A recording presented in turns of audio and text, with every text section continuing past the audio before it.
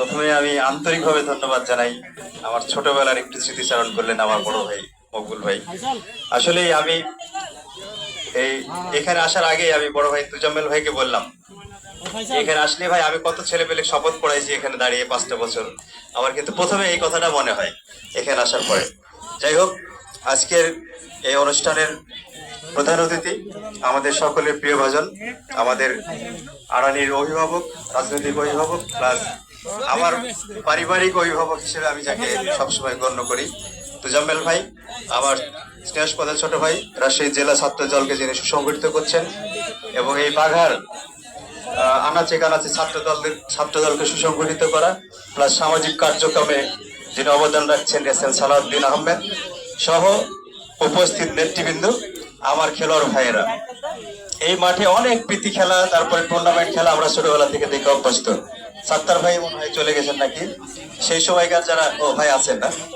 তারপরে এই মাঠে তো কত খেলা হতো আমরা দেখি ছোটবেলাতে, টিকিট কেটেও খেলা হতো, কিন্তু মাঝখানে কিছু অপসংস্কৃতির ভিড়ে আমরা কিন্তু এই কালচারটাকে হারিয়ে ফেলেছিলাম।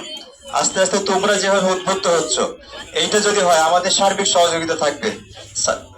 আমাদের শামীম ভাই একটা কথা বলছেন যে আমরা এই বাঘাকে সুন্দরভাবে সাজাতে চাই। আমরা বাঘাকে, বাঘার যুব সমাজ, ছাত্র সমাজকে যুব শক্তিতে রূপান্তর করতে চাই।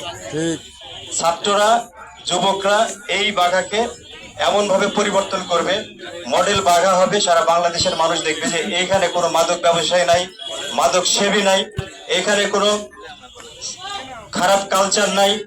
এখানকার মানুষ সামাজিকতার সাথে বসবাস করে, সৌহার্দ্যপূর্ণ একটা ঐক্যের সাথে বসবাস করে।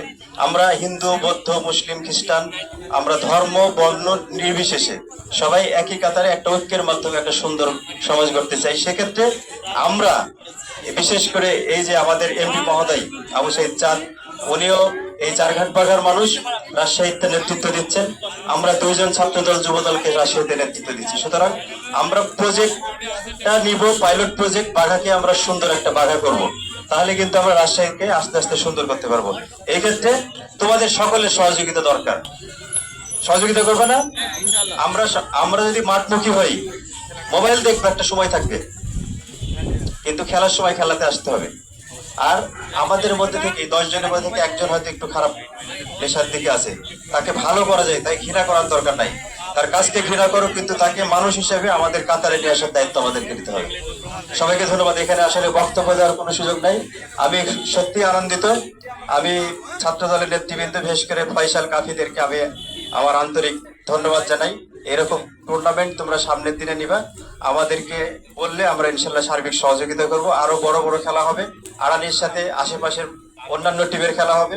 এই আড়ানি যে একটা ফুটবলের ঐতিহ্য আছে, এটাকে তোমরা ফুটে তুলো, এই আশাবাদ ব্যক্ত করে আমি আমার বক্তব্য শেষ করছি। আসসালামু আলাইকুম। বাংলাদেশ জিন্দাবাদ।